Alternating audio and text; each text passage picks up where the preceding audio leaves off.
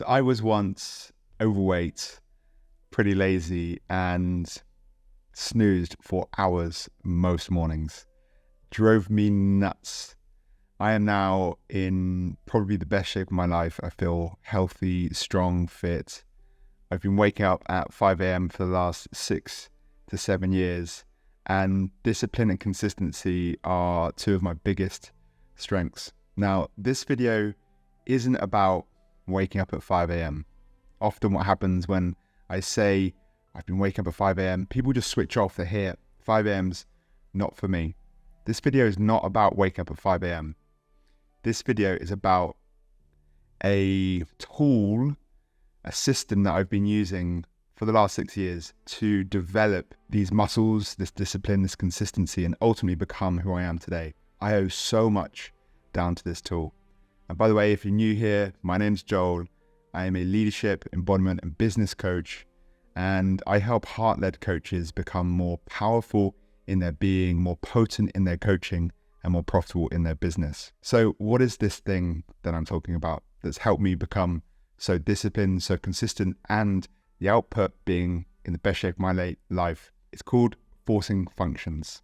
This is something I learned from Benjamin Hardy's book, Willpower Doesn't Work, and it has changed everything for me. So forcing functions are essentially constraints or intentionally designed constraints that create an environment where you can't help but succeed.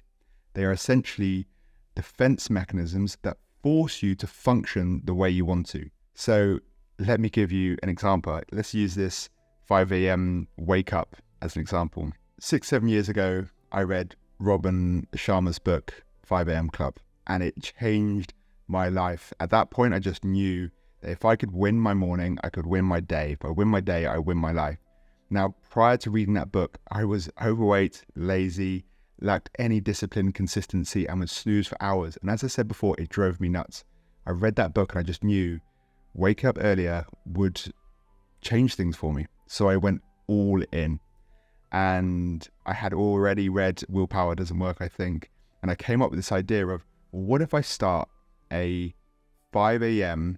run club outside Clapham where I used to live? So I created this Instagram called 5 at 5. And the idea was we're going to run 5K at 5 a.m. We're going to meet at a certain spot and we're going to go for the run. Now, I launched this run club and I ran it for 2 or 3 months. And I think one person met me in those 3 months. But that wasn't the point. I created an external defense mechanism. I created expectations of others that I'd be at a point, and every day I was hopeful that someone would join me. No one did, but that didn't matter because it got me out of bed, it got me in that corner, and it got me running 5K. That completely changed my life. The run club was irrelevant. Anyway, I finished the run club because I'm not much of a runner and my knees don't like me running. I've had multiple operations on my knees and my hips, so running is not for me. But it got me falling in love with waking up early. Even now, I still have external defense mechanisms because when my alarm goes off at 5 a.m., I'm not at my best. I want to lay in. I'm like every other human that wants to carry on sleeping. I don't skip out of bed and go, whoopee, let's smash the day. I'm like, 5 a.m., wow, that's early. I've got 2 young girls, one that's 4 months, one that's 4. So sleep isn't amazing. Let me correct that. It is amazing actually, because I really prioritize going to bed the night before. So there's some 2 defense mechanisms that I have built in the past. Is I used to switch off the Wi-Fi at a certain time. I had my Wi-Fi on a plug, a timer plug that switched off the Wi-Fi at a certain time because I noticed my evening routine and when I went to bed determined how fresh I was in the morning. So actually creating the forcing function around the night before was really, really powerful for me. So when I witnessed that, I don't actually now need defense mechanisms in the evening because I'm now disciplined enough and I enjoy my morning more than, staying up late. But I still have a defense mechanism that I use in the morning, which is I have an app called Alarmy. I set an alarm on my phone and my iPad. And to switch off my alarm, I have to solve 4 maths equations. They're pretty hard. So by the time I've switched on the light, I've solved these 8 maths equations, one on my phone, one on my iPad. I'm wide awake. I'm like, sure enough, let's crack on. Now that is a great example of a forcing function.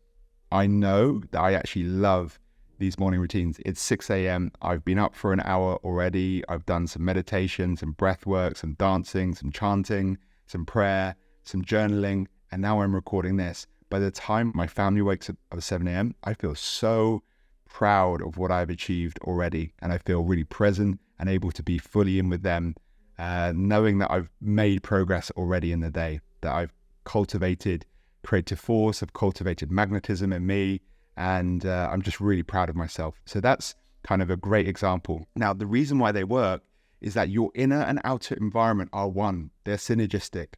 And if we don't create our environment, or if we don't design our environment will create us. I.e., if we don't live by design, we'll live by default. Now, that fills me with dread, but this is how most people are living. They are totally unconscious that their environment is determining who they are on the inside. Our inner and outer environment are one. So what I want you to invite you to consider is move from living from the outside in, where you let your environment determine who you are, to living from the inside out, i.e. getting clear about who you want to be, who you are at your best, and then designing your environment so it brings out the best in you. So that's a big reason why this works. Another big reason why it works is that willpower doesn't work. I really encourage you to read Benjamin Hardy's book. It's a really simple book, a great read. And in essence, it's about willpower doesn't work, because it doesn't. Like when my alarm goes off at 5 a.m., my willpower is like 0 out of 10 at that time. If I relied on my willpower, and sometimes I forget to set my alarm and I have to rely on my willpower, and guess what? I snooze and I feel groggy for the rest of the day. And, I regret it. Willpower doesn't work. I sometimes rarely want to go to the gym every day, but I do, because I have certain external defense mechanisms. I've designed my environment to bring out the best in me. When I used to watch Netflix late into the evening, which killed my morning routine, my willpower at that time at night was really low. So I designed my environment. I create these forcing functions by switching my Wi-Fi off at a certain time that forced me to go, do you know what? It's too much effort to switch the Wi-Fi back on. I'll just go to bed. In COVID, for example, I found myself just drinking beer casually in the evenings because I made it easy for me to grab a beer from the fridge. There was always cold beer in the fridge. And at the end of the day, I was like, oh, that would be nice, wouldn't it? Realized it wasn't who I wanted to be. So I took all my beers out of the fridge and put them up high in my cupboards. So to have a cold beer, I'd have to put it in the freezer, wait till it to cool down. By the time that would happen, it just wasn't worth it. Robert Brault said, we are kept from our goal, not by obstacles, but by a clear path to lesser goals. This is why we create and design our environment to work with us. Now, there are a number of different types of forcing functions. The first is money. Money is a great forcing function because it draws out your commitment, increases your commitment to who you want to be. The founder of Spartan Race, for example, says, don't get fit and then sign up to a Spartan race. Sign up to a Spartan race and then get fit. This is what he's talking about here, is money increases commitment to something. When you invest in something, you increase your commitment to something. It's why I'm always working with a coach that's further ahead than me, because it draws out my commitment, it increases my commitment to who I want to be. If there's certain skills that I want to learn that I feel resistance to, I will invest in someone, I'll invest in a course that increases my commitment to improving that skill. So money is a great forcing function. The second is people. You don't want to join an easy crowd. You want to join a crowd where the standards are high, where the expectations are high, because one of our primal drivers is the driver to fit in. So if we create an environment where people are consistent, they're disciplined, they're healthy, they're striving for bigger and bolder things, we will rise to those standards. But if we join an easy crowd where we normalize gossip, we normalize Netflix, we normalize eating shit and drinking, we will blend in. So we want to really be intentional with the crowd that we're circled with, the crowd that we spend most time with, because then we will raise our standards to meet those crowds. It's such a human driver, just the need and desire to fit in. We can leverage that to bring out the best in us. The people is an amazing forcing function. The third is designing your environment, and I've mentioned a few, the 5 a.m. example. I always leave my gym kit out the night before and make it really easy for me to be consistent with the person I want to be. I used to my wife's dismay, I used to switch off the boiler before having a shower because I knew I wanted to have a cold shower. I never had the willpower in that moment to go, I'm going to go from really nice really nice warm shower to freezing cold, especially in a cold UK winter. I never had that willpower. So I switched off my boiler before and I gave myself no choice. Yeah, my wife hated me. A few squeaks, screams. I heard 10 minutes later when I forgot to put the boiler back on. But I think you have to be a little bit nutty to want success and go for big things in your life. So yeah, I'm a little nutty. And then the final one is creating external expectations. So I'll give you an example. Early on in my journey, I got clear that one of the skills that I wanted to develop was my writing skills. I've always had a lot of insecurities around my language, my spoken word and my written word. A teacher once told me I was stupid. So cheers, mate. That didn't help. So I carried that around for a lot of my life. And I was always very insecure about my writing, but I knew I wanted to improve my writing skills. So I launched a newsletter and created external expectations. I said, every Tuesday at 10, you're going to get a newsletter from me. And I've been doing that for maybe 5 to 6 years now. That created external expectations, a forcing function for who I wanted to be. And over those years, I committed to that and improved my writing. And it's now this. I'm now committing to recording a daily video where I just vibe or riff on a certain topic. And I'm going to be doing this every single day. This is another external forcing function that I'm creating, external expectations that I'm creating because I want to get better on camera. So I'm creating these expectations. I actually don't care who watches. I'm doing this for me. And when you do things for you and when you fall in love with the process, that is when you are successful, full stop. Some other examples like Apple. Apple set a launch date for a product before they've even built the product. They create an environment where they cannot fail. So how to use. The first thing is you want to get really clear about the vision you want to create. Secondly, who you need to become, which is the most important part to create that vision. What skills do you need to have? What qualities, what attributes?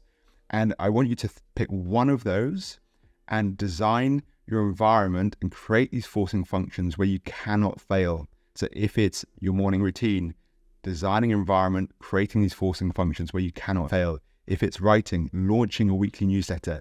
If it's daily videos, announcing that you're going to be recording daily videos, and then make it easy. So another big part of this is making it easy. So I had all of this set up, no friction. I just got in here, I'm recording it straight away. Away we go. I'm sending this video to be chopped up a little bit, and then I will have it released later today. So I've removed all the friction and all the excuses. Now, you may be listening to this and going, this is pretty crazy. This is pretty full on. Like, fuck, yes, it is. If you want success, if you want the things that the few get, you have to be willing to do what most aren't willing to do. Most aren't willing to do this. I fucking love that because it means that I've got less competition. Not that I'm competing with everyone, but I just love the fact that few are willing to do this. You have to be a bit nutty, and I love that.